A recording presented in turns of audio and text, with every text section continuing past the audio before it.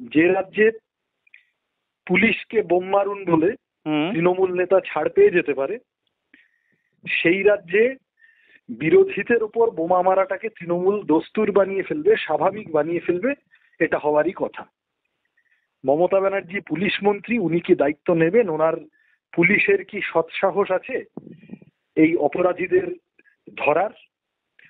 বিজয় মিছিলে আবির থাকে জানি, বিজয় মিছিলে বোমা থাকছে, এটা কেমন বিজয় মিছিল? এই যা ঘটনা ঘটলো, এই পরিবারের পাশে আমরা আছি এবং এতে প্রমাণিত হলো যে হিন্দু মুসলমান করে বিজেপি গত কয়েকদিন ধরে এই সাম্প্রদায়িক টেনশন বাড়িয়ে তারা ভোট করার চেষ্টা করেছে, তাদের তৃণমূলের ভোটে লাভ হয়েছে।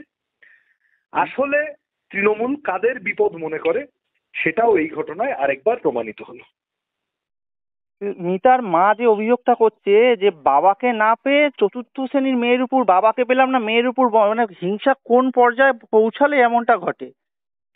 সেটাই তো, আমি তো ওই কারণে বললাম যে বিজয় মিছিলে আবির থাকে, যে দলই জিতুক না কেন। বিজয় মিছিলে বোমা নিয়ে বিজয় মিছিল করা হচ্ছে এবং পথ চলতি সিপিএম সমর্থকের বাড়ি পাওয়া গেল, সেখানে বোমা মেরে দেওয়া হলো, বাচ্চা মেয়েকে বোমা মেরে দেওয়া হলো। এই ধরনের নৃশংস, নির্লজ্জ, ধ্বংসাত্মক ভূমিকা এ কোনো সুস্থ স্বাভাবিক কারোর পক্ষে সম্ভব? তৃণমূল একটা আদ্যন্ত সমাজ বিরোধীতে ভর্তি দল। মমতা ব্যানার্জি, তার পুলিশ, তাদের সাহস হবে কি এই দুষ্কৃতীদের ধরে একদম দৃষ্টান্তমূলক শাস্তি দেওয়ার? হবে না। তার কারণ এই দুষ্কৃতীরাই তৃণমূলের চেয়ারের পায়া। কালীগঞ্জের ভোট, এই ভোটের পরের এই ঘটনা প্রমাণ করলো যে তৃণমূল কিরকম ভয়ের আবহ তৈরি করে রাখে পশ্চিমবঙ্গে বিভিন্ন বিশেষত গ্রামীণ সিটগুলোতে। আর এটাও প্রমাণিত হলো যে তৃণমূল আসলে কাদেরকে শত্রু মনে করে। বিজেপি তৃণমূলের আসল শত্রু নয়। বিজেপি যে হিন্দু মুসলমান করার চেষ্টা করছে, ওতে তৃণমূলের লাভই হচ্ছে। তৃণমূল আসল শত্রু মনে করে বামপন্থীদের। সেই কারণে বিজয় মিছিল থেকে সিপিএম এর ক্যান্ডিডেট অব্দি ছিল না। বামপন্থীরা কংগ্রেসকে সমর্থন করেছিল, অথচ সিপিএম সমর্থকের বাড়িতে বোমা মেরে সিপিএম সমর্থকের মেয়েকে খুন করে তৃণমূল এই ভয়ানক নক্কারজনক কাজ ঘটানো।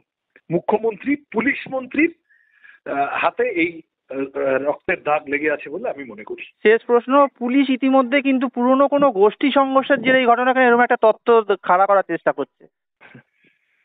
স্বাভাবিক। এই পুলিশ খাগড়াগড়ে গিয়েছিল প্রমাণ লোপাট করতে, আরজি করে গিয়েছিল প্রমাণ লোপাট করতে। এই পুলিশ তৃণমূলকে দেখলে টেবিলের তলায় ঢুকে পড়ে।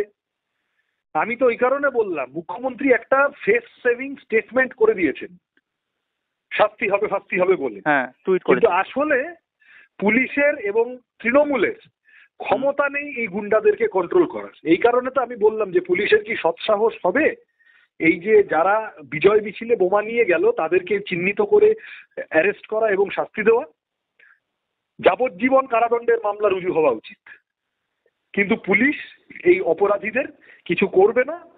মানুষ দেখছেন এবং বাংলার মানুষ আজ নয় কাল, কাল নয় পরশু এই অত্যাচার থেকে বেরিয়ে এর জবাব দেবেন।